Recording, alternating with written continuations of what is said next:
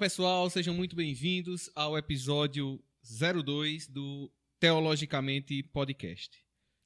Estamos aqui novamente com meu irmão Magno.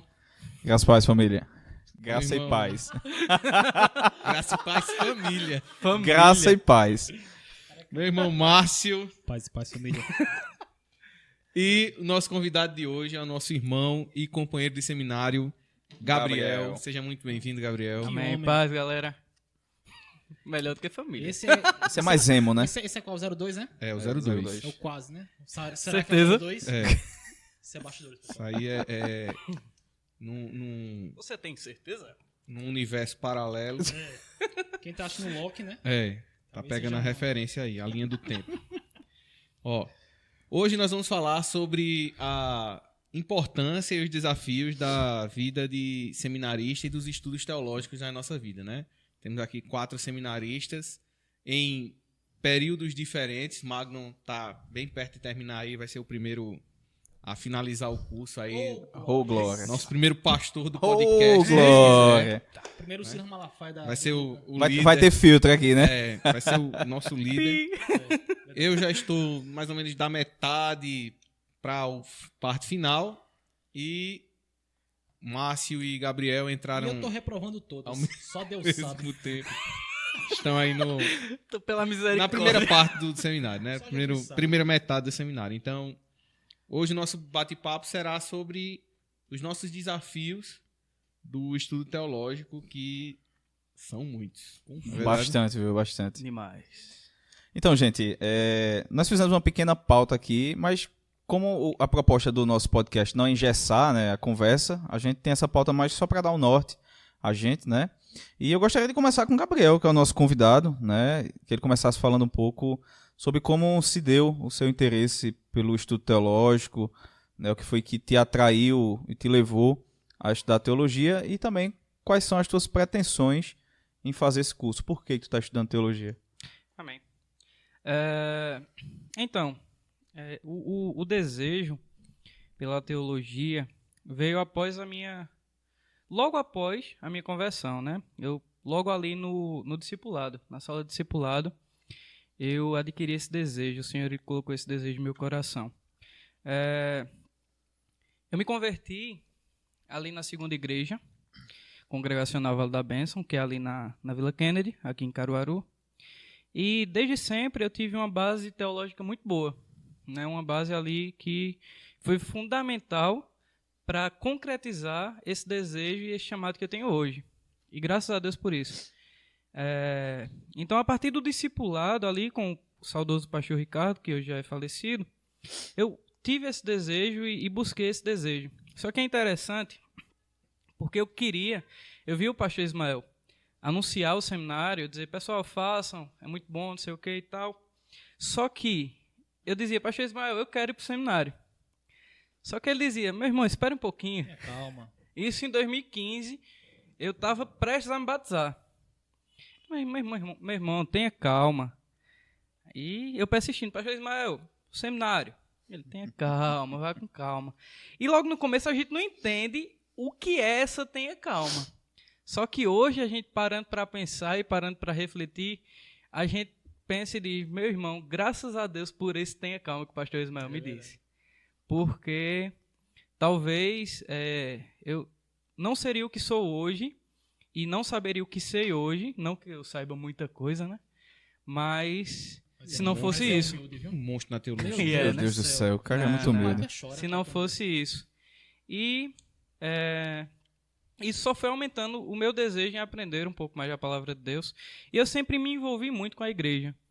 E tem um episódio muito bom na minha caminhada, que foram vários episódios, na verdade. É que tem o segunda igreja, ela tem um ponto de pregação. Na verdade, chega a ser uma casa de oração, porque é bem pequeno. Lá em Trapiá, que é um distrito ali de Riacho das Almas, se eu não me engano. Não faço ideia. Né? Não é de Riacho das Almas. Eu acho que é Riacho das Almas. É um sítio é um distrito bem longe. Um povoadozinho bem pequeno. E a gente tinha um grupo lá, que era o grupo de teatro da igreja. E a gente, quando era chamado para lá, para evangelismo, a gente sempre levava esse grupo de teatro. E eu sempre fui apaixonado pelaquele ponto de pregação. Eu digo, rapaz, um dia eu quero ser pastor para cuidar desse negócio. Num ponto de pregação, um negócio pequeno. Mas eu dizia, eu tinha um amor tão grande por aquele lugar. Eu digo, meu Deus, um dia eu quero cuidar de um povo. Porque eu via que, infelizmente, a gente sabe que é muito difícil o trabalho das nossas igrejas nos distritos, nos sítios, em comunidades pequenas, em povoados. E a gente vê a necessidade de um cuidado. E eu sempre tive esse desejo, eu quero cuidar de um povo. E daí, eu, devido à localidade que eu morava, eu tive que mudar do bairro que eu morava para outro. E, consequentemente, eu mudei de igreja porque era muito distante. Aí eu fui de um extremo para o outro. Aí eu vim para a igreja que hoje eu faço parte, que é uma congregação do Vale Central, daqui de Caruaru. E aqui, quando eu cheguei, eu disse, pastor, eu quero, que é o presbítero Francisco Deodato, eu quero ingressar no seminário. Ele disse, então, você quer mesmo, você sente esse desejo? Eu fiz, sinto. Isso o quê? Após 5 anos de minha conversão. E esses 5 anos sempre martelando com o pastor Ismael, eu quero. Mas ele tenha calma. Aí quando eu cheguei, aí ele fez, então faça o curso de líderes. O pastor Francisco disse, faça o curso de líderes, que vai preparar você. Aí se você gostar, você continua. E foi assim que eu comecei. O seminário na época tinha um curso de líderes. Daí eu fiz esse curso, não cheguei a terminar. Aí disse, pastor, eu quero ir para o seminário.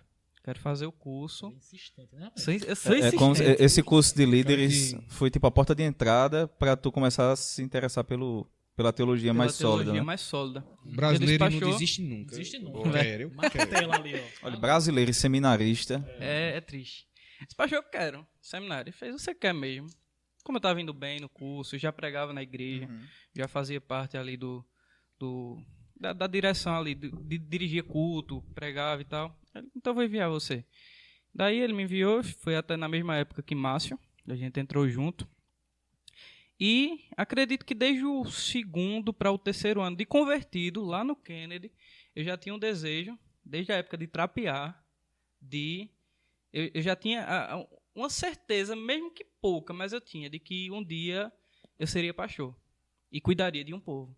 E quando eu entrei no seminário foi que concretizou Confirmou, mesmo, né? confirmou esse negócio. Eu digo, meu Deus, eu quero ser pastor.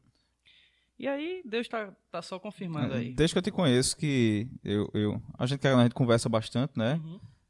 Apesar do pouco tempo que a gente se conhece, mas eu até disse a tu, eu vejo em você um aspecto missional muito forte, né?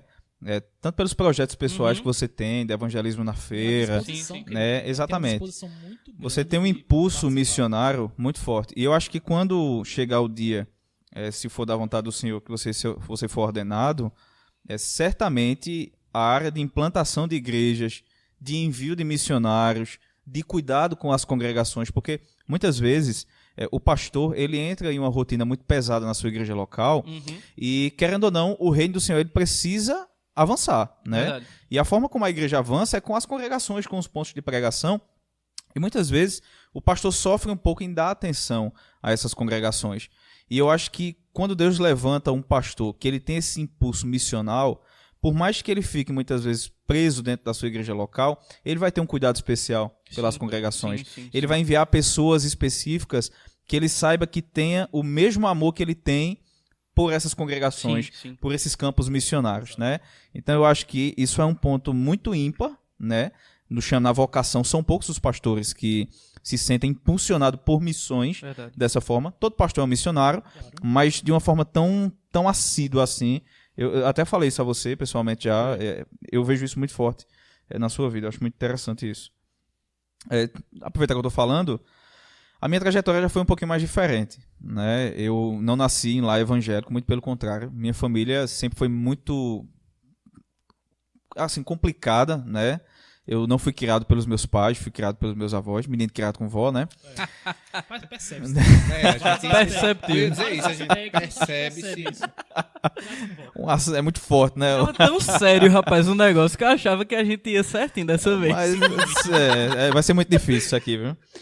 Então, aí minha família católica, não praticante, né? Porque no Brasil é muito comum, se você não tem uma religião, né, se você não é, Você é católico. você não é firme em uma tradição religiosa, você diz que é Você é católico, católico. né? Eu creio em Deus. Eu creio em Deus, sou Nunca católico. foi na igreja católica, Mas É. então assim, minha família é muito complicada, né? Ninguém é evangélico, mas desde criança que os meus vizinhos me levavam para a igreja evangélica, né? E ali eu fui conhecendo um pouco do que era igreja, mas sem convicção, sem saber o que era, apenas ia. Depois de um tempo, um casal de amigos nos convidou para fazer parte de uma igreja, né? Para visitar uma igreja. Essa igreja é de cunho neopentecostal, né? Nós fomos para lá, para aquela igreja, ali eu aceitei a Cristo, ainda sem convicção, e por toda a minha trajetória nessa igreja, eu fazia aquela pergunta de sempre, né? Por que Cristo teve que morrer? Eu não compreendo. Ou seja, eu não tinha compreendido Do ponto principal do evangelho. o evangelho, eu não tinha Rapaz. compreendido, né? O porquê, porque se eu não soubesse qual o motivo de Cristo ter morrido por mim na cruz, por que ser necessário o Filho de Deus, eu não entendia nem quem eu era, então. Eu não me reconhecia como pecador, então eu não conhecia o evangelho, logo não era salvo. Eu frequentava a igreja. E foi interessante que dentro dessas igrejas, se você tiver uma desenvoltura para falar, se você tiver facilidade em conversar com as pessoas, em servir, eles automaticamente colocam os olhos em você e já traz você para trabalhar na igreja, né? Então eu comecei a trabalhar nessa igreja como obreiro, né, servindo lá naquela igreja, ainda sem muitas convicções, sem nem saber abrir a Bíblia direito nos textos e tal. E outra coisa interessante que tudo aconteceu muito rápido, ao ponto de eu pular uma etapa muito importante, que era o discipulado. Eu não tive acesso ao discipulado, aquela base de conhecer os livros da Bíblia, a divisão do tipo de literatura que a gente está lendo ali na Bíblia, os profetas, maiores, menores, o Pentateuco, eu não sabia nada disso. Né? Se você pedisse, eu como obreiro daquela igreja, se o pastor pedisse para eu abrir em Romanos, eu ia sofrer, eu não sabia abrir em Romanos. Só sem português. S- Romano, isso é uma língua. O Salmo, né? Você basicamente pega o meio da Bíblia e abre ali, tá ali o livro dos Salmos. Eu não Abraão sabia. Abadias. Abra em Ageu. Ageu 2. Eu não Terminava sabia. em puto e não achava. Eu não sabia abrir. E eu estava trabalhando na igreja. Meu Deus. Eu não tive essa base. Com o tempo, aconteceram algumas questões lá. E esse casal, né, que nos convidou, que é Roger e Adriele, né? Inclusive, Roger, conheço Roger. por favor, né, Vinícius, faz o convite. Roger, queremos você Convido aqui. mais uma vez. Aqui, não, não, essa é a Peraí. primeira. É a primeira. Bastidores. Bastidor. Roger, queremos você aqui. Viu? Por favor, queremos Vem pra você cá, aqui. Arroba Roger, vem pra cá. Tem um tema muito bom pra Roger, ele vai gostar. É o Pentecostal Reformado. Roger vai gostar da Vamos gente marcar ele aqui pra conversar. cá também. Então o Roger saiu lá da igreja, né? Eu continuei por um tempo. Teve algumas... Ou foi ao inverso, não sei. Mas teve alguns problemas lá e eu saí daquela igreja. Roger tomou uma vertente mais tradicional. Ele ainda correu por umas igrejas meio pentecostais e tal, mas acabou que ele foi e conheceu a teologia reformada e se firmou ali, entrou no seminário e tal. Com o tempo, nós saímos daquela igreja e a gente ficou meio que perdidos, né? Eu e minha esposa, nós ficamos perdidos. E Roger, certa tarde, nos apresentou a teologia reformada, que deu um nó na nossa cabeça. Entramos em crise. E aconteceu que Quem nós nunca? já estávamos fazendo parte de outra Dá igreja, até hoje. Pois é. de cunho neopentecostal também, né? E ali, desde sempre, as pessoas diziam, cara, tu vai ser pastor. Tu fala bem, tu vai ser pastor. Tu vai ser pastor. E eu nunca acreditei nisso, né? Profetada. Eu ser pastor, pelo amor de Deus. Então, teve um acontecimento lá naquela igreja, né? 3 pastores foram usados lá e tal, e falaram, e foi todo aquele movimento e tal. Se ele desconfiasse de sair. E naquele dia eu decidi acreditar. O que foi falado pra mim muitas vezes e eu sempre discordei, naquele dia eu paguei pra ver. Eu disse, eu vou acreditar. Mal não vai fazer, né? Então eu decidi naquele dia ir para o seminário. Foi interessante que quando o mesmo pastor disse que eu iria ser pastor, que eu afirmei a ele que ia para o seminário, eu disse, calma, Como é? calma. Mas não é agora. Calma. Ele disse, calma. Não é um miojo, querido. Não é assim, não. 3 minutos, acabou. Então acabou que eu fui para o seminário o STPN, que é o Seminário Teológico Pentecostal, e eu já fui para estudar teologia, mas por falta dessa base mais introdutória, né? Eu sofri muito no seminário, né? Sofri muito. O meu discipulado foi no seminário, já. Então acabou que a teologia não casava mais na igreja neopentecostal que eu estava, nessa outra, né? E nós viemos para o Vale da Bênção, aqui, a terceira igreja, que minha esposa sempre foi daqui da igreja, né, da terceira igreja, e tinha saído, e nós retornamos, e nossa denominação, ela possui um seminário próprio, né, seminário reformado, sério, que é o Seminário Teológico Congregacional, o STEC, e eu ingressei na teologia, me apaixonei, aí foi que eu me apaixonei, e tive a convicção, no seminário já, de que o Senhor sim tinha me chamado para ser pastor. E é interessante que eu fiz o curso de letras, né, na faculdade, e eu era péssimo. Minha esposa dizia, rapaz, muito ruim. Na escola eu sempre fui muito ruim. Né? Na escola eu sempre fui muito ruim também. Nunca fui um bom aluno. Nunca reprovei, mas nunca fui um bom aluno. Sempre tive uma educação muito boa, escola particular, mas eu era muito ruim de estudo. Mas no seminário aconteceu algo sobrenatural na minha vida, que foi algo sobrenatural. Quem me conhece antigamente, o pouco que eu sei hoje, já é algo absurdo para quem eu era antes. Isso é humildade. Isso é um Aí você entendeu. Mas é muito humilde. Não. O pouco que ele sabe. O pouco que eu sei hoje já é uma extremidade para quem eu era antes, né? Certo, E como minha esposa me conhecia da faculdade e tal, nós sempre fomos amigos na faculdade, ela que viu, ela vê essa diferença. E ela diz, não tem como ter sido um milagre. Então, para mim, isso foi mais uma confirmação do meu bom relacionamento com os estudos. Foi mais uma confirmação de que o Senhor tinha me chamado para o ministério. Amém. E hoje eu não me vejo fazendo outra coisa, senão estudando teologia, pregando, ensinando, servindo na igreja. Enfim, Café. tomando muito café. Adoro café, né? E aí, Márcio, como foi que... Quase acabou já. Aqui, Já? Rafa. Acabou Meu já. Deus do céu, eu tô se cheia, né? Tem que trazer Eu aquele... guardei meu tem- copo aqui nas embaixo, próximas vai porque- ter que trazer um botijão de 20 litros, botar aqui num filtro. E somos em 4 só, né? Meu Deus do Não céu. podemos convidar um quinto elemento, não. Porque E aí, Márcio, como foi teu interesse pela teologia? Conta aí tua Pois é, experiência. como o Billy bem disse, cada um tem uma história diferente. É. Né? Eu nasci em lar evangélico, né? Minha mãe, ela se converteu ao evangelho, acho que parece que ela tinha 3 anos, 2 anos e pouco, né? Era pequenininho. Então eu cresci, Não tanto, né? eu cresci em No idade- evangelho somente. em É, idade- evangelho. Cresceu na graça e no conhecimento do Graças Senhor, a Deus, né? minha estatura, infelizmente, ficou faltando. Mas eu cresci num lar cristão, né? E minha criação, minha infância, foi na Assembleia de Deus, do Ministério Belém, né? Glória a Deus. Né? Fiquei minha infância toda até os 11 anos.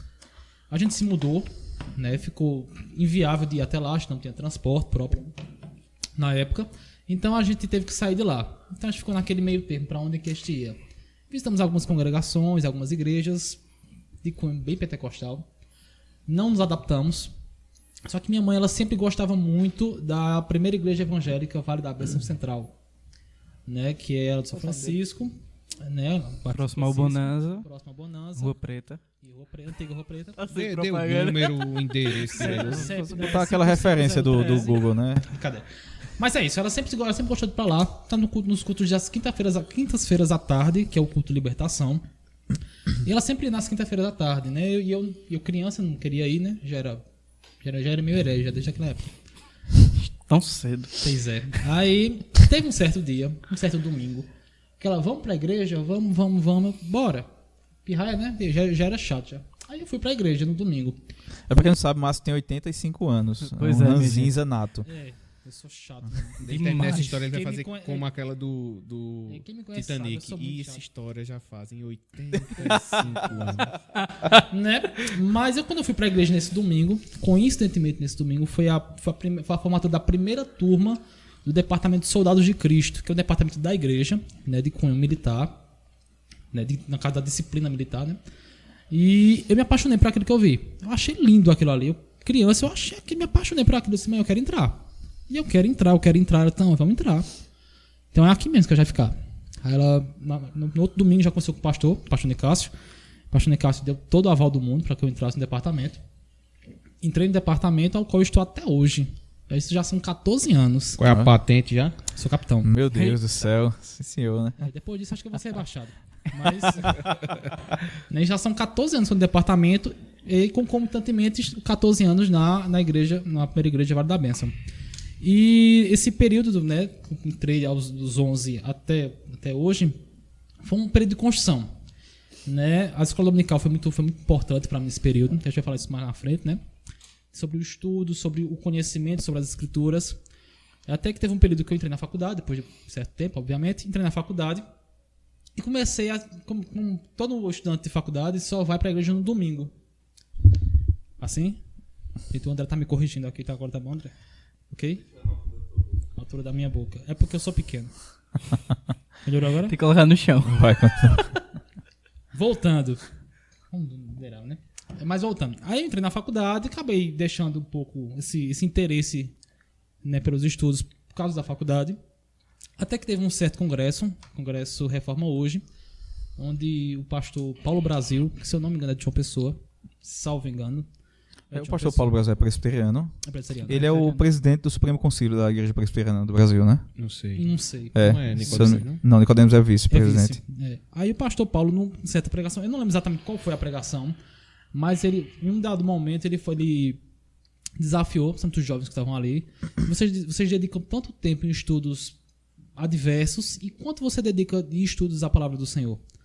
Foi até uma palavra até simples, mas pra mim aquilo foi praticamente uma facada, sabe? Eu me sentia um lixo naquele lugar. Porque eu dedicava horas de estudos acerca de coisas meio, né, tão Banais, secundárias. Né? Eu lembro que até na época, até envolvido com política, meio que era também.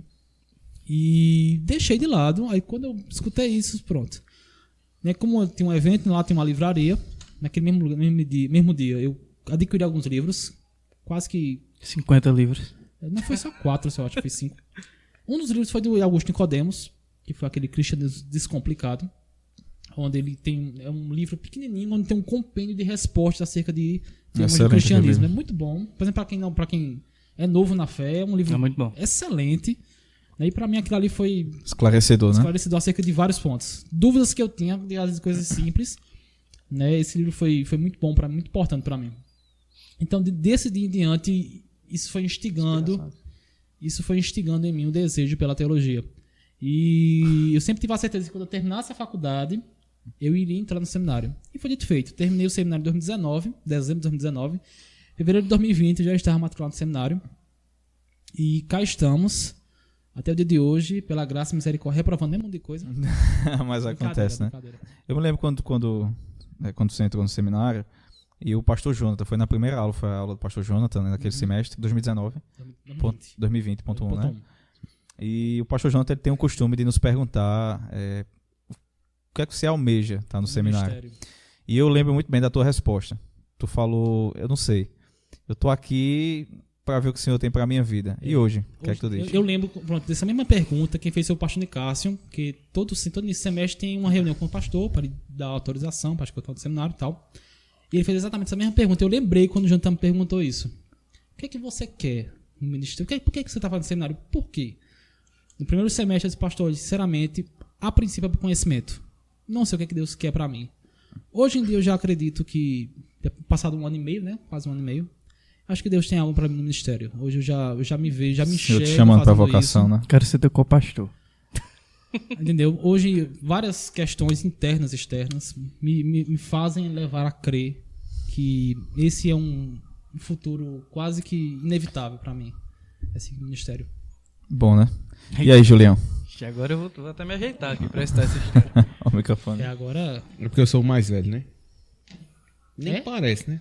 Mas né? É verdade. dizem, né? Tirando Márcio de 85 anos. Né? Eu também não nasci num lar evangélico. Meus pais... Minha mãe sempre foi muito católica.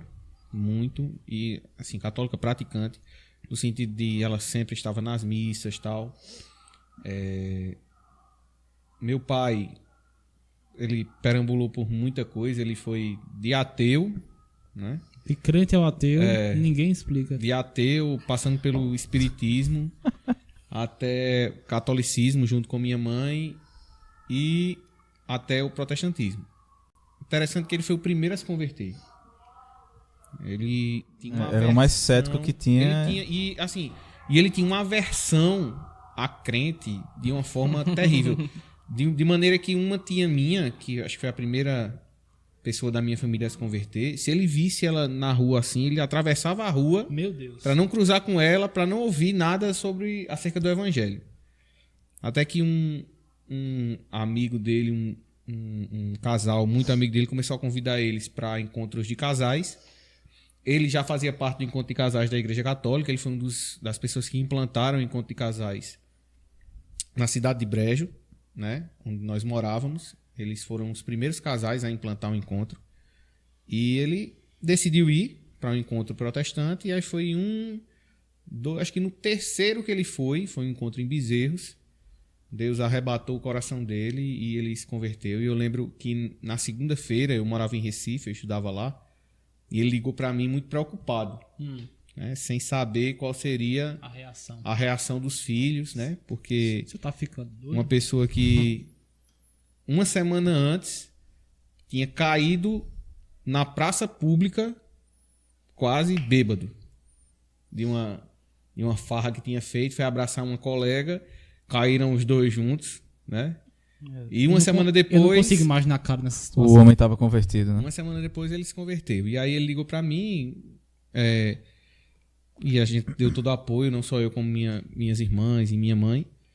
E foi muito interessante, que ele se converteu em outubro, novembro, não me lembro exatamente o mês, mas foi outubro ou novembro. Dezembro, minhas duas irmãs se converteram. E em janeiro do ano seguinte, eu e minha mãe nos convertemos. Minha conversão foi muito interessante. Eu lembro o dia 2 de janeiro de 2002. Nós estávamos na minha casa, um dia antes do meu aniversário. Meu aniversário é 3 de janeiro. Tem nem como esquecer, né? Mas... não tem nem como esquecer. E nós estávamos lá e essa minha tia e outras tias estavam lá. E o pessoal disse, não, a gente vai para casa de uma outra tia que a gente vai orar lá, vai cantar uns louvores e tal. Bora, Vinícius? Eu disse, não, eu vou não.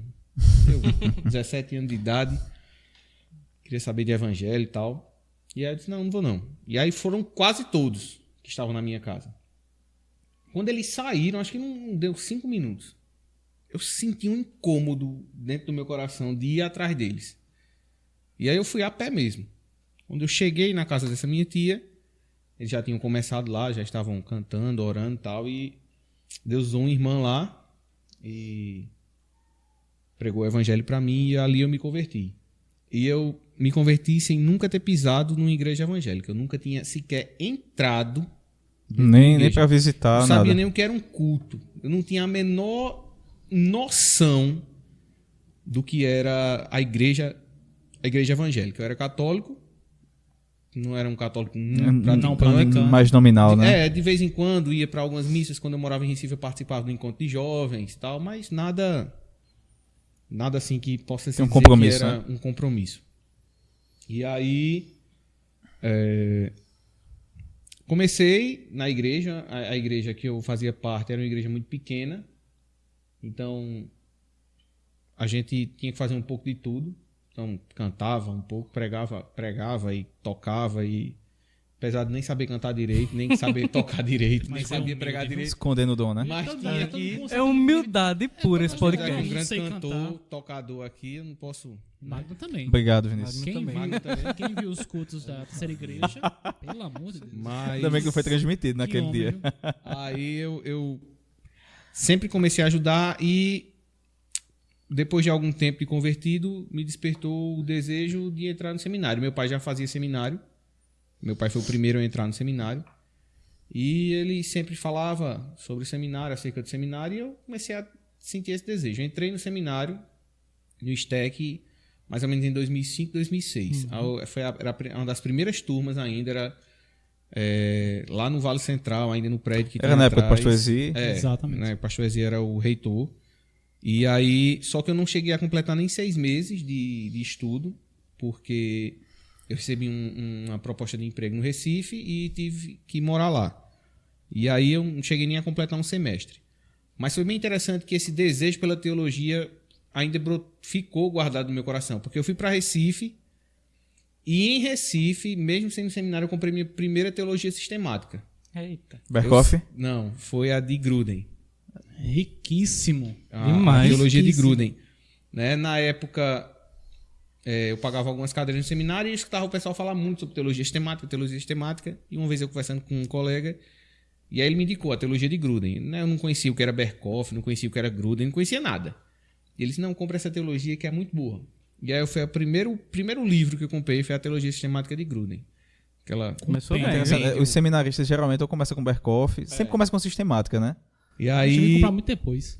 depois de muito tempo, casado, tudo, já trabalhando na área da educação, que sou professor, voltei para o seminário. A princípio, a ideia de entrar no seminário era de apenas um conhecimento para ajudar na igreja. Eu voltei para Brejo, morava lá, casei. E assim, a minha igreja em Brejo, ela era liderada por um homem de Deus, um homem extremamente piedoso, mas com um conhecimento teológico muito limitado, digamos, né? Assim.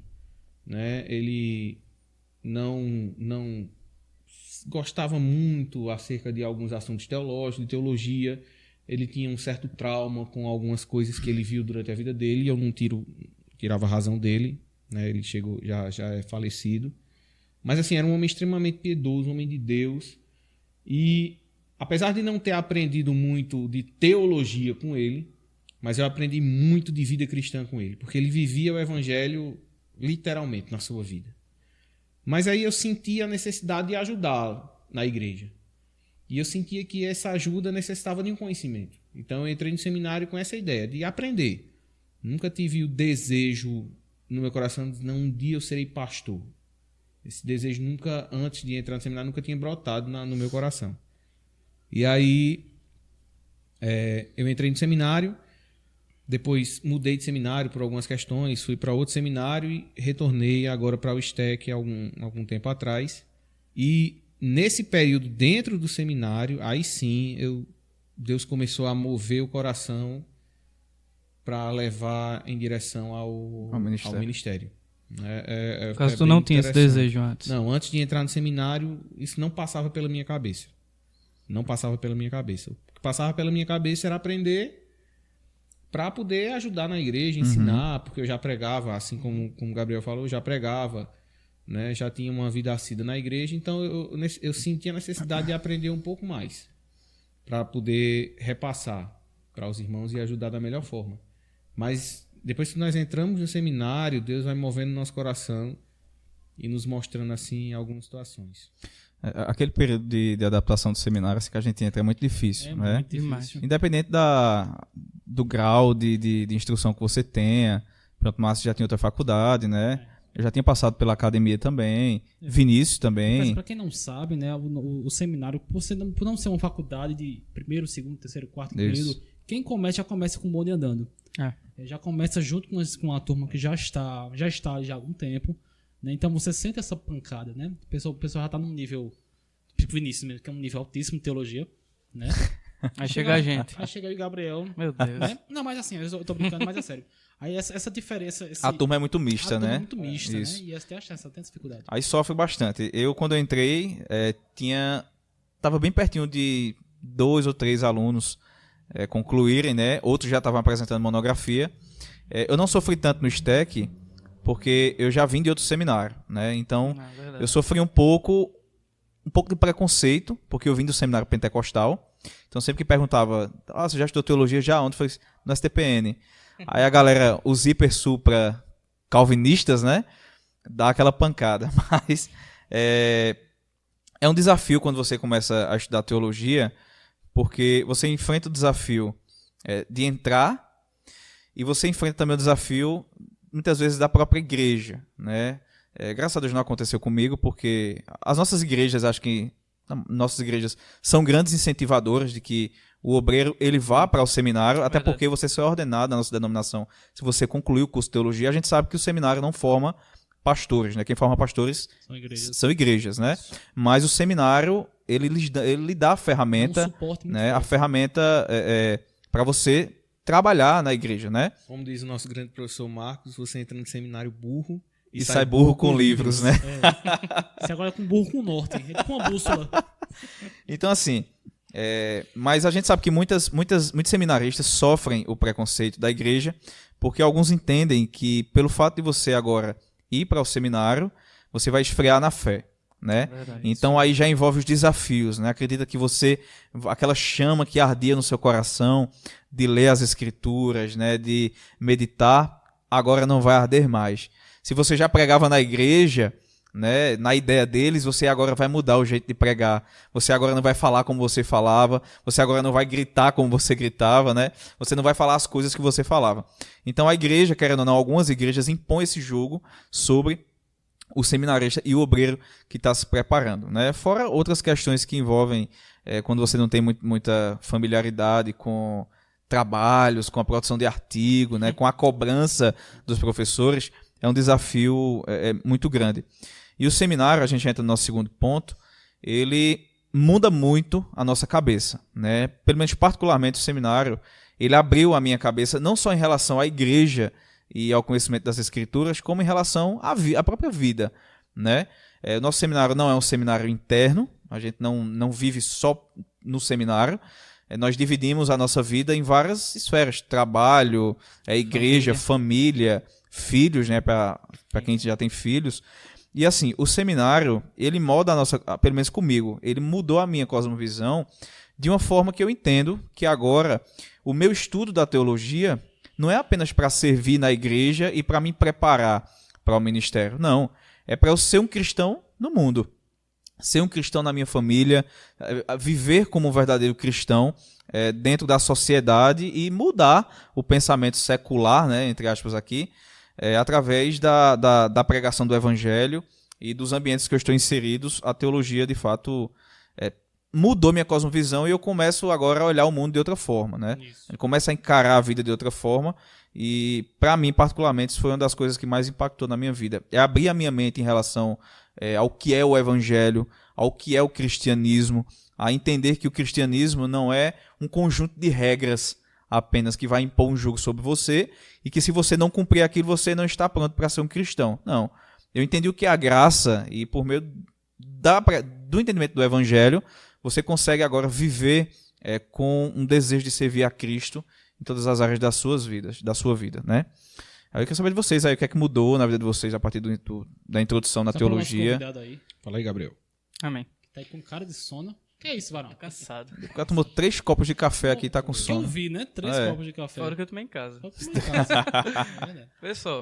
A teologia, ela mudou, acho que minha vida de uma forma completa e de um extremo ao outro. Por que eu digo isso? Não só quando eu entrei no seminário, desde quando eu tive acesso a ela. Porque eu cresci em um lar espírita. Não foi nem católico, foi espírita. Meu pai sempre foi espírita. Kardecista.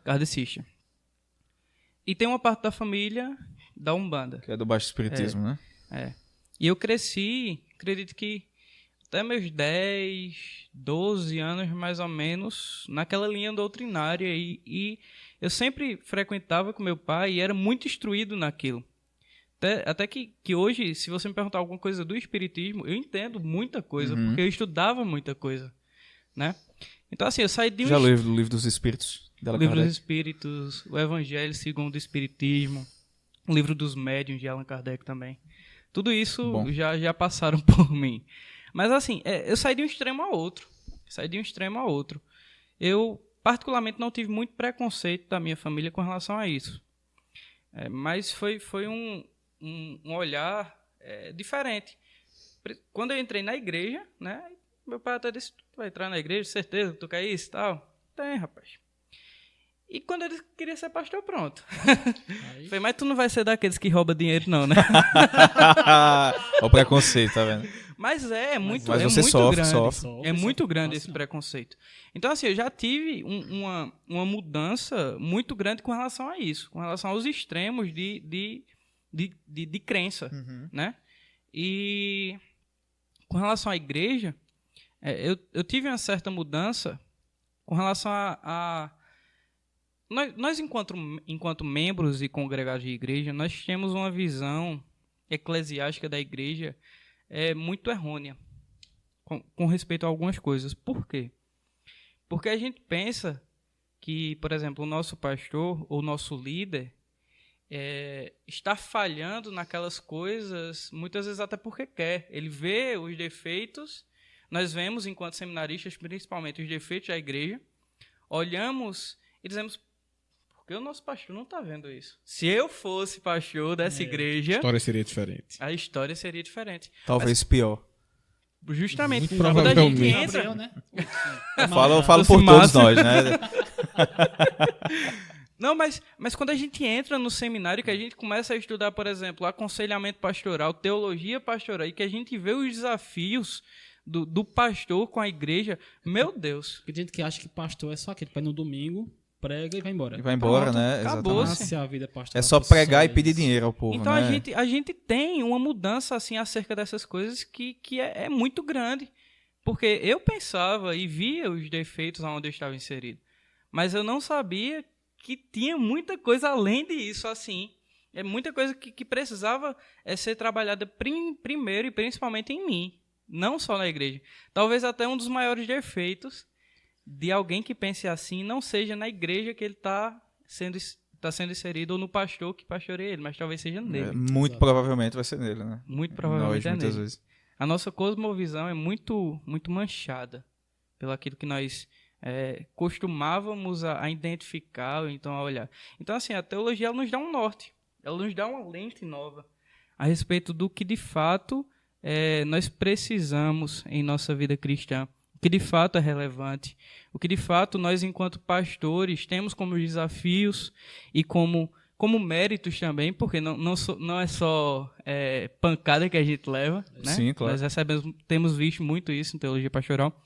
Nós recebemos, sim, muitas bênçãos da parte de Deus. Acredito que o ministério pastoral é a maior bênção que a gente pode receber da parte de Deus. Ser ministro do Evangelho, ser aquele que prega a Cristo e instrui a igreja a Ele. Acredito que isso é a maior bênção que nós recebemos. É duro, é doloroso, né? Eu Pois lembro é. de uma frase de Agostinho que ele diz assim: duro é te seguir, mas é impossível te deixar, né? Por mais Justamente. doloroso que o ministério seja, é impossível não querer, né? Quando Deus nos chama. Mas quando a gente se depara com a teologia, a gente vê, meu Deus, como eu precisava disso. Porque quando a gente se encontra com a teologia, ao contrário do que muitos pensam, como o Magno falou, que esfriamos na fé, é pelo contrário. Nós, quando estudamos mais de Deus, nós nos aproximamos mais dele e buscamos mais ele, e isso faz com que nós tenhamos mais ele em nossa vida e que a gente sirva melhor a ele, né? Então, assim, muda muita coisa. Quando a gente estuda a teologia verdadeira e genuína, acredito que a nossa vida muda por completo. Antes de eu passar a palavra para Vinícius, Vinícius, tu falasse num ponto muito importante aí, sobre a questão de esfriar na fé, né? E Vinícius até tocou no nosso outro take, né? Eu confundi, não sei se foi Márcio ou foi Vinícius que falou, Foi mas eu lembro Vinícius. que Márcio Magno falou no último. Sem base, não vou contar os bastidores, pessoal, não. Aí eu até queria pedir que tu desenvolvesse novamente aquela questão. Entendedores entenderão, né? Desenvolvesse Bastidores. aquele ponto lá sobre o problema se existe esse preconceito que o seminarista esfria na fé, existe uma motivação disso Não acontecer, lembra, não. né? Tu falou? Tu lembra, A gente tu vai- falasse mais ou menos a respeito... Não, é porque. E eu vou falar, acho que uma coisa que eu não falei. Oh, lá é. primeiro. É melhor a gente parar de falar no Bastidores. passado, né? É. Porque- Que as pessoas não vão entender. Né? Eu lembro de um professor, e ele dizia muito assim, às vezes. Ele dizia: o seminarista ele tem que ter cuidado, porque às vezes a gente lê muito sobre a Bíblia e esquece de ler a Bíblia. Isso é pesado, né? Pesadíssimo. Muito. Às vezes a gente. E durante essa caminhada no seminário, às vezes a gente se pega olhando assim e diz: eita, meu Deus do céu. Porque a gente lê muitas vezes muitos comentários, muitos livros acerca de um determinado assunto e vai, e esquece da fonte principal. A gente às vezes esquece de ler muito sobre a Bíblia e esquece de ler a Bíblia. A Bíblia.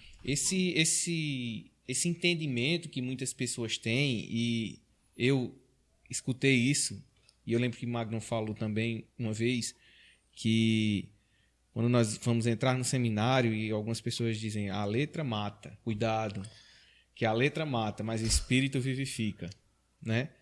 E assim, até certo ponto, e aí eu posso falar, por exemplo, por esse pastor que eu tive, que eu falei no início, que era um homem extremamente piedoso, ele tinha esse certo preconceito com o seminário por algumas experiências que ele teve. Então, ele chegou em um determinado ambiente e existiam algumas pessoas lá que estavam numa farra, se embriagando e tal, e não falaram com ele, mas ele ouviu.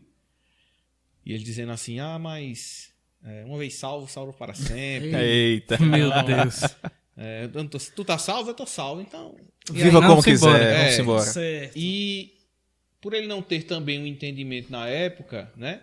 Ele não repreendeu nada, mas ele ficou com esse pé atrás, né? Com relação à teologia, que muitas pessoas ficam. Uhum. E algumas até com uma certa razão. Sim. Porque muitas pessoas que entram no seminário, não sei se muitas, poucas, não sei, mas são muitas. Algumas pessoas que entram no seminário, e nós temos que ter muito esse cuidado com a soberba, né? De às vezes a gente entra no seminário, tá 6 meses no seminário, lê um livro lá falando dos 5 pontos do calvinismo. Já deixa a barba crescer, compra o óculos, né? Só me Já- falta o óculos. Lê um livro lá falando dos 5 pontos do calvinismo, já se acha 60 páginas, que é quase um livrito, assim. o Calvino. Calvino que se cuide, né? Calvino Corra, que né? se cuide. E começa a enxergar inúmeros defeitos na igreja e, sobretudo, no seu pastor. Exatamente. É Né? verdade. E olha assim, e aí vem uma pregação e diz, mas Sabe nem pregar. se fosse eu, eu teria adotado outro ponto. Né? Se fosse eu teria falado... Faria tal mas aplicação. tal aplicação. E isso é muito perigoso, porque muitas pessoas fazem isso. É verdade. Então, esse preconceito que existe muitas vezes com o seminarista... Ele é legítimo às vezes. Ele muitas vezes é legítimo, né? Ele é legítimo. E é uma coisa que eu oro assim, digo, meu Deus, me socorra para que isso não aconteça. Me livra disso. E aí eu volto a citar uma coisa que Magno citou no primeiro podcast, que Quer ele dizer- falou da esposa. Não, foi esse do primeiro. Esse tá no ar. Tá no ar. Que ele falou Esse no foi pro ar, primeiro. foi pro ar esse. E muitas vezes a esposa dele dá umas... Puxarrão. assim, que ele disse, chega até dói. Dói. E isso acontece muito com a minha esposa. Às vezes eu tô tratando alguma coisa com ela, fala alguma coisa e ela meio que dá uma puxada assim, opa, Ó o freio. ó o freio, também você tá demais e tal. E normalmente é. Eu lembro de 2 situações. Uma, que foi a do reverendo Augustus, né? Que ele tirou a foto com o pastor Paul Washer. E o pastor Paul Washer postou nas sensacional redes essa sociais. exemplo. Fantástico.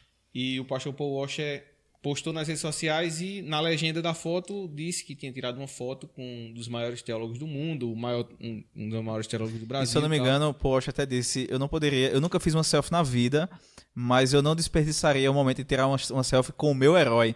E aí? E aí, É porque não conheceu o Magno Oliveira. Exatamente. Nicodemos foi mostrar isso à esposa. Talvez até com certo orgulho ele Sim. conta isso, né? Ele dá esse testemunho. E ele foi mostrar à esposa dele, disse, olha, o pastor Paul Washer colocou aqui, e ela muito sábia, disse assim, é porque ele não vive com você todos os dias. Então ela deu aquela mulher puxada sábia. nele assim pra baixo, que às vezes a minha faz isso. Isso é bom. Porque Isso é bom. Necessário. isso é muito perigoso, não Necessário. somente dentro da igreja, mas às vezes nós... E aí o protestante, numa maneira geral, muitas vezes ele se sente superior a uma outra religião, porque ele detém a verdade. Isso. E o seminarista, muitas Meu vezes, Deus. é pior ainda, né? E eu lembro de Meu uma Deus. situação, eu morava em Recife, eu estava na fila do pagamento da padaria, do caixa, e eu vi o caixa conversando com uma mulher que estava pagando também. E eu comecei a ouvir a conversa deles. E ela, pelo que eu entendi, ela era católica e ele evangélico. E ela falando, e ele tentando mostrar a ela, tipo, pregar o evangelho, só que você percebia na atitude dele uma soberba. Uma soberba, como quem diz assim, não sabe de nada, não sabe de nada, a verdade, eu sei a verdade, você não sabe, né? E aí quando ela saiu, eu lembro que meu pai comentou comigo e eu disse, tu viu o que aconteceu? Eu disse, eu vi, isso é terrível. Porque as pessoas já têm esse certo preconceito. Uhum. E às vezes acontece isso com o seminarista. Nós temos que ter muito cuidado em não cair Nessa seta, né? nessa Essa armadilha do de- diabo. Armadilha mesmo. De nos acharmos Alguma coisa. detentores da verdade, do conhecimento, porque nós não somos Nada, não exatamente. sabemos de nada, né? Quando nós vemos aí grandes homens de Deus que têm um conhecimento muito maior do que o nosso e não... Às vezes nós mesmos endeusamos esses caras, né? A Verdade. gente começa a olhar para esses teólogos que são grandes homens de Deus, como o Reverendo Augustus, Heber Campos, Márcio o Jonas Mota. Madureira, Márcio Mota, e a gente começa a achar que esses caras são intocáveis, Verdade. quando nem eles se veem dessa forma. Justamente. E são pessoas muito disponíveis, né? Eu tenho certeza que se nós fizermos uma postagem no Instagram de um livro que tá lendo e tal, e marcar os caras vão Às vezes a gente comentar. até brinca, né? Às vezes um outro tá olhando o Instagram do outro, aí, por exemplo, tô lendo um livro de Heber Campos Júnior, eu faço a marcação, ele remarca. Ele remarca. reposta. E aí a gente brinca um com o outro. Aí, Olha lá. ó, Amigão do é Pedro. Assim, né? Assim, amigão. Tal. Deixa eu dar um exemplo que aconteceu comigo. No congresso Reforma hoje, um dos congressos, né? Quem pregou foi o pastor Heber Campos, o pai. Não o filho. A pessoa maravilhosa. Né? Primeira Um pessoa da Trindade. Doutor em teologia, assim. O cara é Excepcional. excepcional. E eu tava lá, eu cheguei mais cedo, porque eu fui trabalhar direto pra lá. Eu cheguei bem mais cedo, eu fiquei lá na livraria olhando o livro. Todo cenário faz isso. Quando alguém nas minhas costas falou assim, esse livro aqui é muito bom. Eu disse, é mesmo. Quando eu olhei pra trás, era ele. Tava ele. Começou a brincar comigo. Frio. Frio. Eu disse, meu Deus do céu. Eu comecei a brincar com ele também. O escritor dele é muito bom mesmo. Ele realmente é muito bom. E esse aqui também. Esse menino aí é muito bom e era o livro do filho dele. Esse menino tem futuro. Mas acho em Deus. Mas acho em Deus até um teólogo como esse. E são pessoas Exatamente. totalmente normais. Se eu te olhar para as escrituras, se você ver Paulo, talvez o detentor de teologia maior. O maior teólogo que houve. a gente pode imaginar. Diz que ele era o maior dentre os pecadores. Então, veja, se Então, Paulo, quem somos nós, quem né? sou eu Meros seminaristas. que li 2 livros e achar alguma coisa? Da Bíblia. Um ponto também muito interessante que o Vinícius estava falando, citasse 2 exemplos, o porquê que se dá esse preconceito com os seminaristas, né? Dizer que você está esfriando a fé, que você vai até abandonar o fogo, né? E tal. Eu também consigo enxergar duas motivações para isso acontecer. A primeira é o tipo de seminário que esse camarada escolhe para cursar. A gente sabe que, embora muitos não achem, mas isso existe muito. Principalmente em seminários tradicionais, o liberalismo teológico ele tem crescido e enraizado como uma praga dentro dos seminários. Então, o seminarista ele é instruído ali dentro como, a olhar para as escrituras como um livro qualquer. Um livro de teologia que você vai abrir, vai esmiuçar ele e ponto. Né? Esse é um dos motivos. O segundo motivo é o seminarista. Isso acontece muito. Antes de entrar no seminário, o cara é piedoso, o cara olha para a Bíblia, ele lê a Bíblia com fogo no coração, ele chora lendo a Bíblia, ele se emociona, ele lê a Bíblia e sente Deus falando com ele, porque ele vai para a Bíblia com o coração. E quando o camarada entra no seminário, o que pode acontecer é ele começar a olhar para aquele livro como ele olha para um livro de teologia qualquer, né?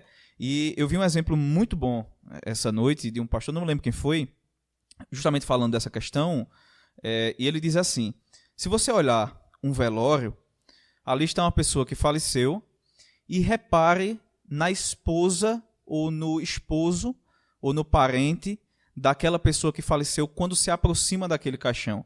Ele chora, ele se quebranta, ele se quebra. Por quê? Porque é uma pessoa que ele ama que está ali. O coração dele parece que vai ser sepultado junto. Porque diante dele está algo que ele ama de coração. E por isso o coração dele está ali. No momento que aquele camarada morreu e os parentes viram, foi grande quebrantamento. Mas aquele corpo ele vai ser enviado para o IML. E no IML, o legista que está ali, ele vai pegar um bisturi e ele vai tratar aquele corpo como um instrumento. Ele não vai colocar o coração ali. Ele vai abrir aquele corpo e vai começar a analisar de forma técnica aquele corpo. Não existe sentimento. Então, muitas vezes o que acontece é isso. A gente não chega na Bíblia com o nosso coração. A gente vai para a Bíblia com um bisturi para analisar como que analisa um texto qualquer. É verdade. Né? Porque aprendeu 2 palavras em grego e um versículo em hebraico, como eu recitei aqui no início, acha que consegue olhar para as escrituras e dizer, eu já sei tudo. A única coisa que eu vou fazer aqui é trabalhar os elementos teológicos e ponto. O coração dele não está mais ali. E achar que aquele que será produzido, digamos assim, depende dele. Exatamente. Na verdade, e nada depende dele. Né? Ele achar que não, pelo meu conhecimento, por aquilo que eu tenho aqui com ferramentas, os meus aparatos, meus né? aparatos de comentários, de livros e tal, vai surgir algo muito bom, mas não depende dele, nada depende dele. Né? O reverendo Hernando Lopes chama de a ortodoxia morta. Morta, isso, né? Exatamente. Ele, quando você acha que depende de você e nada não depende de você. Você vê a conversão de Charles Spurgeon como se deu, eu não me recordo muito bem, mas ele estava indo até um vilarejo, se eu não me engano, e lá tinha um senhorzinho pregando, muito simples, muito humilde, pregando, e ele sentou, se eu não me engano é Charles Spurgeon, e ele meio, o que esse homem está falando? Não sabe nem falar direito. Mas aquele homem pregou o evangelho naquela noite, um senhor de idade, com pouca teologia, mas ele pregou o evangelho. E aquilo foi como uma espada no coração de Spurgeon. Então veja, muitas vezes a nossa erudição não quer dizer nada, na maioria das vezes. Não adianta eu abrir um texto para ler aqui na Bíblia, na igreja, né, e falar do grego, do hebraico, fazer uma exegese perfeita do texto, se o meu coração não estiver ali, se o Espírito Santo não tiver falado primeiramente comigo, aquilo vai ser um sermão morto. Eu vou estar dando algo morto para a igreja, né? Algo que não está me alimentando, como é que vai alimentar o próximo? Então, esse preconceito muitas vezes se dá porque o seminarista ele vai para a Bíblia sem um coração. Ele encara a Bíblia como algo técnico, que ele pode abrir, esmiuçar e dizer, eu já sei tudo e aqui eu domino com facilidade. Quando, na verdade, as Escrituras é um grito de Deus que nós só podemos ouvir um ruído. A gente não sabe de quase nada das Escrituras, quase nada. Né? Tanto é que a gente vê que são mais de 2000 anos pregando as Escrituras, mais de 2000 anos que as pessoas entendem que quanto mais pregam, mais tem coisa para pregar, mais tem coisa para aprender. Né? Então a Bíblia é maravilhosa e a gente deve, como seminaristas, olhar para as Escrituras como o pastor Nicasso sempre diz, teologia pastoral, o livro da nossa vida, como o livro principal, porque ali é a palavra de Deus que está sendo pregada. Né? Para a gente continuar aqui, eu acho que já vai chegar na conclusão, saber dos irmãos qual é a relevância, né, desse aprendizado para a vida eclesiástica. Né? Eu acredito que todos nós, obviamente, estamos inseridos em igrejas, né? E no que é que o estudo da teologia tem beneficiado e tem lhe auxiliado no seu serviço na igreja, independentemente de ser na pregação, na organização de um culto, na direção, na organização do departamento, no que a teologia tem auxiliado os irmãos. Márcio. Nosso convidado. Nosso convidado, por favor. Vocês não deixaram o Márcio falar do segundo ponto. Mas é porque ele tem que começar. Ficou um diálogo, né? Não, mas assim mesmo. Quem tá assistindo o nosso podcast, eu sempre sou escanteado. Não tem problema, sem drama nenhum. Sem crise, né, Márcio? Sem crise. Vai mais, fala, Gabriel. Fala pra você. Tu é um cara que tá inserido aí, tu tá inserido na área de missões, tu tá inserido na igreja, no louvor. Cara, em alguma coisa a teologia deve ter contribuído pra tu, né? Enrola a noiva. Enrola a noiva. Mas esse ano sai, né? Esse ano sai. Glórias. Então, pessoal, é muito interessante essa questão da relevância da teologia, né? Porque assim, nós, enquanto seminaristas, acredito que a maioria dos seminaristas prega na igreja e contribui na igreja, ou seja, ou por parte da pregação ou da direção de o culto, né? E quando a gente tem essa oportunidade de pregar, de dirigir um culto, ou até mesmo de louvar, sem saber pelo menos um pouco a base da teologia, a gente pode pecar algumas vezes. Porque o que acontece? Eu acho que isso só acontece na minha igreja, mas talvez se acontecer na de vocês falam. Conjunto de mulheres da igreja quando vai louvar. Meu Deus do céu, o cara vai começar a entrar em particularidades da igreja. Pessoal, vamos cortar aqui do podcast. Tô brincando, posso Não, falar? mas veja, mas é interessante. Porque isso, eu acho que acontece na maioria das igrejas. Conjunto de mulheres da igreja. Grupo de louvor das mulheres. Os hinos que elas cantam. Se elas parassem para analisar teologicamente aquilo que elas estão cantando. Assim, eu estou falando elas, mas muitos grupos de louvor da igreja. Mas eu estou citando elas porque geralmente acontece. Será que louvariam? Se elas parassem para analisar. Será que se o grupo de louvor analisasse aquilo que eles estão cantando, biblicamente, aquilo que realmente acontece, será que a gente louvaria a maioria dos louvores que a gente louva na igreja? Então, assim, quando a gente passa a ter contato com a teologia, não quer dizer que a gente vai parar de fazer todas as coisas da igreja, parar de louvar todos os hinos, ou parar... Não. Mas a gente começa a olhar... Tem um critério, né? A gente começa a olhar de uma maneira criteriosa, de saber que isso não acontece desse jeito por causa disso que está aqui. Então, assim, a gente precisa ter esse olhar enquanto igreja, enquanto membro. Porque senão o nosso culto ele não vai ser tão racional.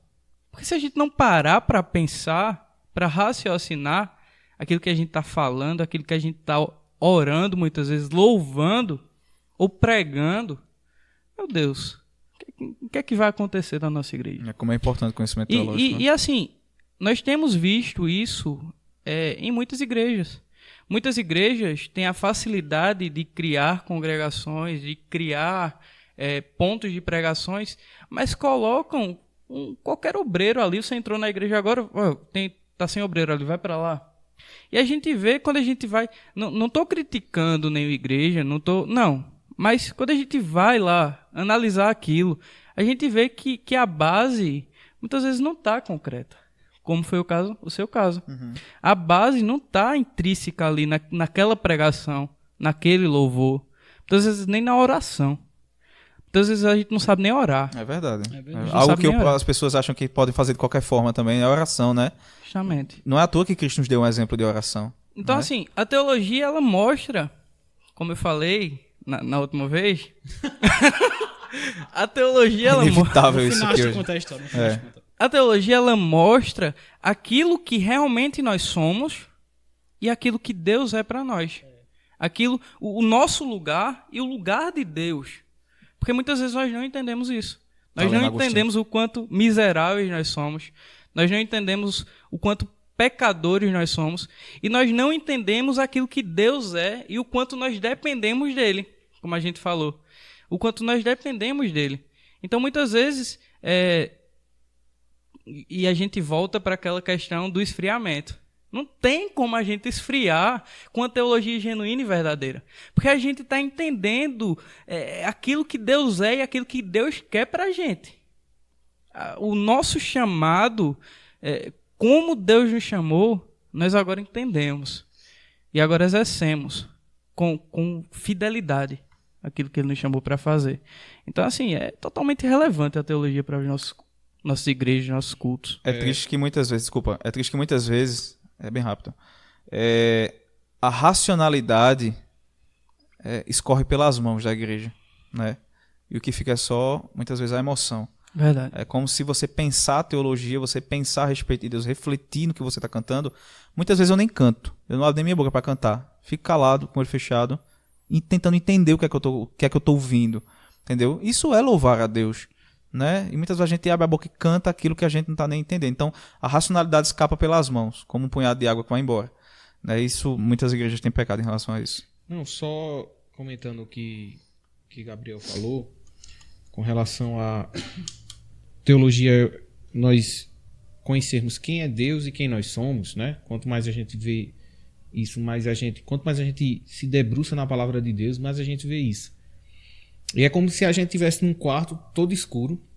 Imagina você num quarto todo escuro, um breu. Você não vê um palmo, como diz aqui no interior de Pernambuco, você não vê um palmo na frente da sua venta, né? E você não enxerga absolutamente nada. Imagina você tentar se trocar, colocar uma roupa num quarto escuro assim. Então você vai botar uma camisa de uma cor, uma calça de outra, você não vai enxergar. E à medida que você se aproxima, de repente você vê uma luzinha lá no finalzinho assim, você começa a caminhar em direção a essa luz. Quanto mais próximo você chega, mais você consegue se enxergar e com mais detalhes você consegue se enxergar. Mais clareza. Então, quanto mais nós nos aproximamos de Deus, quanto mais nós nos debruçamos diante da palavra de Deus, quanto mais nós temos esse entendimento, mais a gente consegue enxergar o quanto nós somos miseráveis e o quanto nós precisamos cada vez mais nos aproximar. É verdade. Quanto mais a gente se aproxima daquela luz, a gente começa a ver os detalhes, primeiro da roupa, depois da nossa pele, aquela rugazinha que a gente não via no escuro, mas quanto mais próximo a gente chega da luz, mais a gente enxerga isso. É exatamente isso que acontece quando nós nos aproximamos de Deus. Quanto mais nós nos aproximamos dele, mais nós percebemos o quanto nós precisamos nos aproximar mais. Muito bom. Verdade. Né, mas é isso, né? Quando o Gabriel estava falando nessa questão da nossa mudança interna, quando a gente passa a conhecer a teologia, eu penso muito no que Deus fez comigo através da teologia. Né? Antes de eu poder servir a igreja melhor, com o conhecimento que eu tive, que eu estou tendo no caso, né? Primeiro Deus teve que me moldar. Né? Eu havia contado no último podcast que ficou perdido no caminho, né? No final a gente diz. Será que é bom dizer mesmo? Não, agora vai ter que dizer. Agora tem que contar. Mas, retornando àquilo que eu já mencionei em algum dado Faz uma momento- caixinha de pergunta. O que é que vocês acham que aconteceu no último podcast? Não conta. Acho que vai contar. Né? Eu havia contado a vocês que eu era uma pessoa muito difícil. Há não muito tempo. Né? Quem me conhece já há algum tempo, né? Eu era uma pessoa difícil. Eu era uma pessoa muito explosiva. E pra mim discutir com uma pessoa não precisava de muita coisa, não. Era como ali e voltava. Eu discutia, eu era uma pessoa muito explosiva, uma pessoa muito difícil de se lidar. Eu admito sem dificuldade, porque eu era uma pessoa difícil de se lidar. E foi conhecendo as escrituras, foi conhecendo aquilo que Deus queria pra mim, a forma como Deus queria que eu agisse, que eu fui sendo moldado, eu fui sendo transformado. Foi aquilo que eu estava dizendo na Magna, de que hoje a teologia para mim não só é apenas um conhecimento por conhecimento. Isso respingou na minha vida pessoal, familiar, igreja. E quando a gente parte para a questão da igreja em si, a igreja que eu faço parte hoje é uma igreja grande, né, que tem várias demandas a serem lidadas. E com essa transformação que Deus fez na minha vida, eu posso dizer isso sem dificuldade, eu posso hoje servir a minha igreja de uma forma melhor.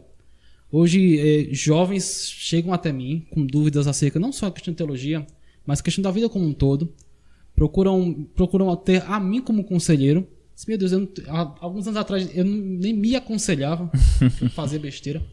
Né? Hoje, pessoas confiam em mim para isso. E isso foi uma transformação. Né? Hoje eu posso servir a igreja com os jovens, podendo ajudá-los de alguma forma.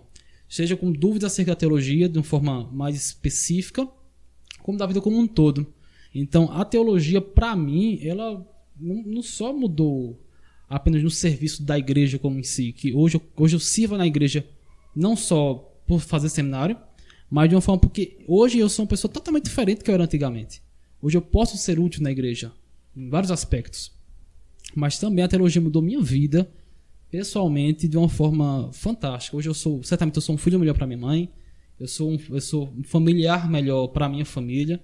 Eu sou uma pessoa que, para meus colegas de trabalho, muito melhor. Um servo melhor, né? Servo melhor.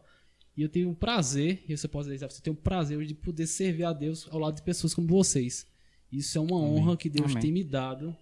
E eu sou muito feliz por isso. É interessante porque a relevância da teologia não é só no aspecto de adoração, para você adorar de uma maneira melhor, mas é no aspecto também do serviço. Sim. Não só do serviço à igreja, mas do serviço também à sociedade. Exato. Que foi aquilo que Magno falou no início. Exatamente. Porque nós servimos agora a sociedade de uma maneira melhor, de uma maneira mais eficaz, de uma maneira como Deus nos chamou para servir. A igreja não está apartada do mundo, né? Como a gente discutiu com a missionária. Que foi no ar. Porque foi que o ar, né? Pro ar com Letícia, com Silvia Letícia. A igreja não está dentro de uma bolha, dentro de uma redoma. Não, a igreja está no mundo. A igreja está aqui para ser sal e luz do mundo.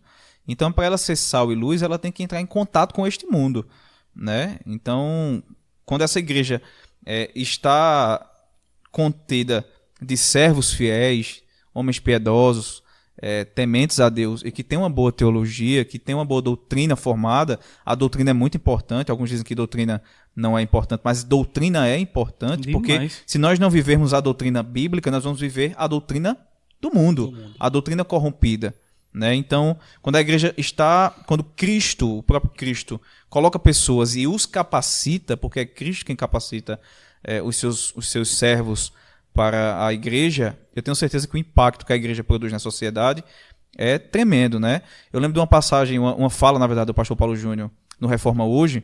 Como ele disse, ele trouxe um dado que é lamentável. São milhões e milhões de brasileiros, né, que se dizem sal do mundo, que não estão fazendo a menor diferença nesse mundo. O mundo continua apodrecendo. O sal não está retardando o processo de apodrecimento. O sal está insípido. Então isso é lamentável, né? Muito triste. Então nós oramos para que Deus levante pessoas capacitadas, pessoas piedosas, pessoas da Bíblia, pessoas que gostam e amam as Escrituras e a verdadeira teologia para servir melhor uns aos outros e servir a sociedade em geral, fazer a diferença nesse mundo. Né? Eu acho que é isso. É isso. Né? Explique. Peraí, eu posso contar a história? Por favor. Deixa eu Fica à contar vontade, deixa eu fica à contar a vontade. história. Conta a história. Hoje a gente está gravando aqui numa quinta-feira, não é isso? Isso. Numa quinta-feira. Quinta-feira. Porque nós havíamos estado aqui neste mesmo local, neste mesmo horário, na terça-feira. Só que a nossa gravação... Na segunda, não? Na segunda. Segunda-feira. Temos aqui uma gravação muito produtiva, muito boa, acerca exatamente deste mesmo assunto. Só que um varão, não vou dizer quem foi essa pessoa, confiou que o microfone dele sem fio estava carregado. Um detalhe técnico. O nosso técnico André não estava. Não estava aqui.